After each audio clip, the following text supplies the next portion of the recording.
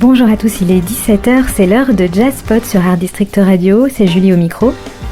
Et comme chaque semaine, on découvre ensemble un nouvel album de jazz. Mais est-ce vraiment cette semaine un album de jazz ou un album de heavy metal ? C'est toute la question puisque nous avons tous reçu un communiqué de presse d'un album qui s'intitule Jazz Sabbath et qui raconte une histoire assez incroyable que je vais vous raconter maintenant.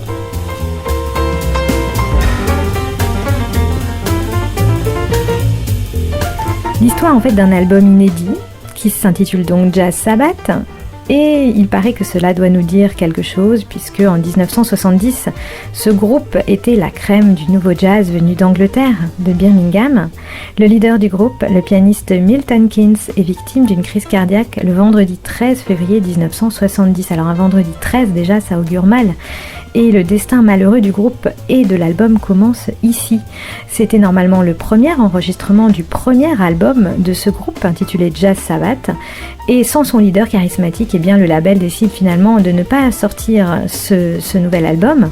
Mais le plus incroyable, c'est que Milton Keynes finalement s'en sort et à sa sortie de l'hôpital, eh bien, il découvre qu'un groupe de Birmingham appelé Black Sabbath, le légendaire Black Sabbath, pionnier du heavy metal du coup, a pillé ses morceaux et en a fait 2 albums, version métal. Milton Keynes donc essaye finalement de contacter son label, mais bizarrement, eh bien, le label n'existe plus.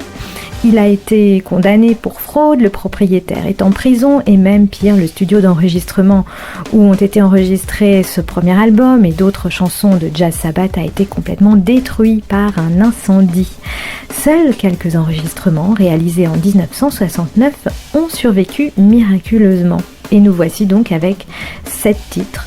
Des titres du coup inédits, enregistrés, on le pense, en 1970, de ce tout premier album, de ce groupe de jazz, Jazz Sabbath, qui aurait donc été plagié et pillé par celui que l'on connaît bien, le groupe Black Sabbath. Alors, info ou intox ?